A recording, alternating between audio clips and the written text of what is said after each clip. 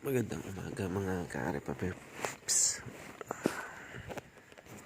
Ngayong araw na ito po, gagawa po tayo ng tutorial kung paano maglagay ng bagong kanta sa MIDI fan karaoke. So kung familiar kayo at magamit kayo ng cellphone, mobile phone, pwede nyo kayo mag-karaoke kahit wala kayong DVD. So gamit lang ang MIDI fan karaoke ito. So ngayon gagawin natin is maglalagay tayo ng bagong kanta sa MIDI fan karaoke. Ang unang gagawin is magpupunta tayo sa site kung saan pwede nating ma-download yung music, or kung meron tayong kanta na nakasave sa ating SD card or sa ating memory, is mas madali na siya.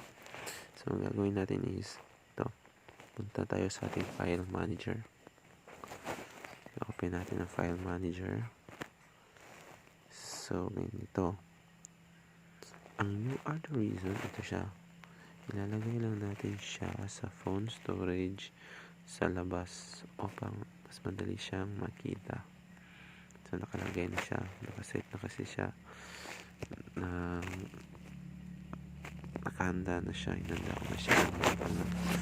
So pagkatapos natin mailagay na siya dito sa labas or sa phone storage, ay pumunta na tayo doon sa MIDI fan karaoke na app. So punta tayo doon. So open natin ang MIDI fan.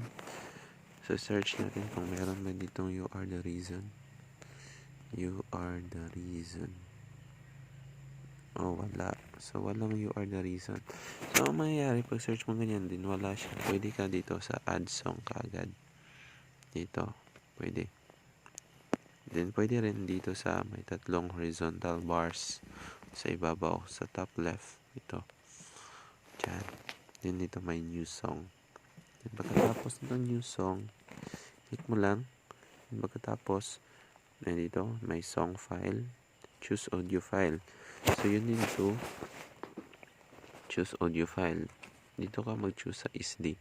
Dahil kung sa browse ka, it means mag-browse pa siya ng files pero wala kang i-browse.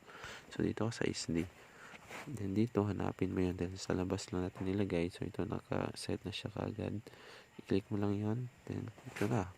Walala. Ang dali lang. Pagkatapos lagyan mo ng song title. So You Are The Reason. Then song artist, pwede mo din ilagay dito. Song artist.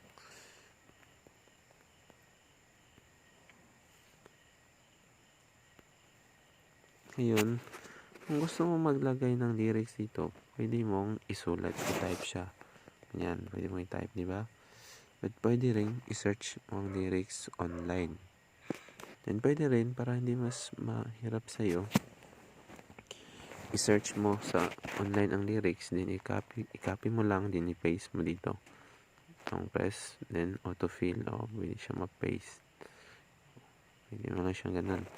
So pag okay na yan mga Repapips, na lagyan mo na ng lyrics, so pwede mo nang i-save yan. So song successfully saved. Nag-play na siya kaagad. So yan mangyayari mga Repapips. Ganyan lang po kadaling mag-add ng song sa MIDI fan karaoke. So kung gusto nyo may mga magdagdag ng mga kanta, so yun lang ang process na gagawin nyo. So thanks for watching my tutorial, and please subscribe, like, and share my videos and other videos na nandyan sa aking YouTube channel na JB Milliones. Magandang umaga sa lahat and God bless.